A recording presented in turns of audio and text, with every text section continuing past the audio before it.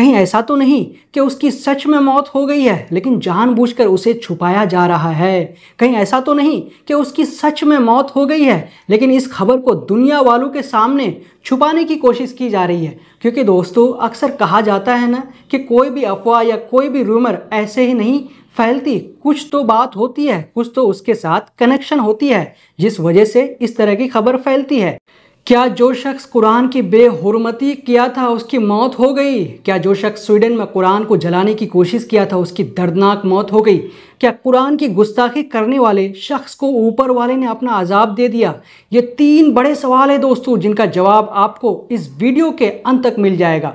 सलाम, नमस्कार, आदाब दोस्तों। पिछले कुछ दिनों से इस बात की बहुत चर्चा हो रही है कि ईरान का रहने वाला 37 वर्षीय सलमान मोमिका, जो पिछले साल स्वीडन में कुरान की बेहुरमती की थी और बाइज़ाब्ता सरकार से परमिशन लेकर मीडिया कर्मियों को इकट्ठा कर कुरान को जलाया था, जिसको लेकर पूरी दुनिया में इसके खिलाफ प्रदर्शन भी हुआ था, इसी सलमान मोमिका की संदिग्ध स्थिति में मौत हो गई।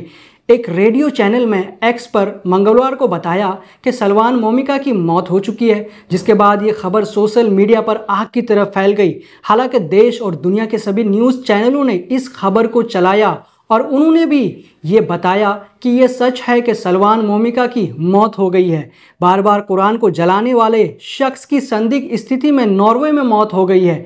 इस खबर को ईरान ऑब्जर्वर ने भी अपने पोस्ट में लिखा है कि बड़ी खबर, सलमान मोमिका एक ईरानी एथिस्ट जिन्होंने पवित्र कुरान को कई बार जलाया है, वो नॉर्वे में मरा हुआ पाया गया है। हालांकि थोड़ी देर बाद वही रेडियो चैनल अपने एक्स पर और एक पोस्ट करते हैं और वो लिखते हैं कि इस खबर की पुष्टि होने का इंतज़ार है, यानी ये अभी कंफर्म होना बाकी है कि सलमान मोमिका की असल में मौत हुई है कि नहीं हुई है। उन्होंने कहा कि जिस पोस्ट के माध्यम से ये जानकारी दी गई थी वो अब हटा दिया गया है। इससे पहले कहा गया कि इराकी शरणार्थी और इस्लामी आलोचना सलमान मोमिका नॉर्वे में मरा हुआ मिला, जबकि अमर उजाला ने भी इस खबर को अपने अखबार में छापा था, जिसने अपने हेडिंग में लिखा था कि सलमान मोमिका डाइड। स्टॉकहोम में कुरान जलाने वाले सलमान मोमिका की मौत रिपोर्ट में किया गया बड़ा दावा, जबकि वहीं पर आज तक अखबार ने भी इस खबर को छापा था, जो अपने हेडिंग में एक्सक्लेमेटरी सिंबल लगाकर लिखा था कि मरा हुआ पाया गया कुरान जलाने वाला सलमान मोमिका।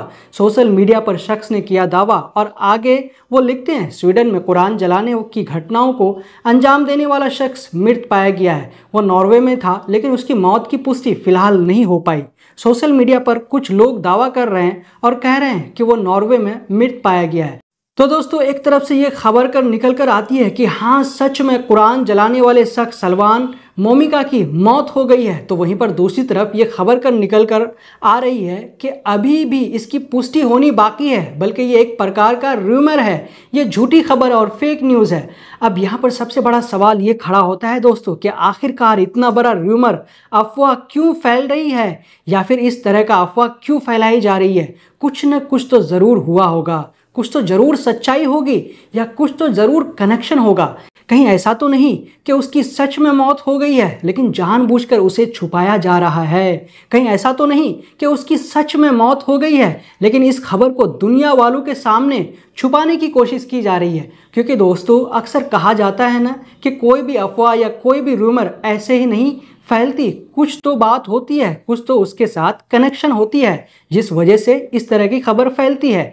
जैसा कि आपने बहुत सारे ऐसे न्यूज़ देखे और सुने होंगे कि पहले कोई खबर निकल कर आती है कि इसकी मौत हो गई, देश में ऐसा हुआ वैसा हुआ, फिर बाद में कहा जाता है कि ये झूठी खबर है, ये फेक न्यूज़ है, और फिर बाद में उन्हीं न्यूज़ के बारे में कहा जाता है कि नहीं नहीं वो कोई अफवाह नहीं थी, वो कोई फेक न्यूज़ नहीं थी, बल्कि वो सही खबर थी, ऐसा सच में हुआ था, ऐसा सच में हुआ कि उस शख्स की मौत हो गई, देश में ऐसा हुआ वैसा हुआ। कहने का अर्थ यही है दोस्तों कि पहले उसको झूठी खबर बताई जाती है लेकिन कुछ दिनों बाद वही खबर सही साबित हो जाती है और कहा जाता है कि वो अफवाह नहीं था, वो बात सच थी और सच में ऐसा हुआ था। तो दोस्तों आपका क्या कहना है? क्या सच में उस कुरान जलाने वाले सलमान मोमिका की मौत हो गई है या फिर ये पूरी तरह से एक अफवाह वाली खबर है, एक फेक न्यूज़ है? आप हमें इन सवालों के बारे में कमेंट करके ज़रूर बताएं। जब तक के लिए हम आपसे लेते हैं इजाज़त। जय हिंद, जय भारत।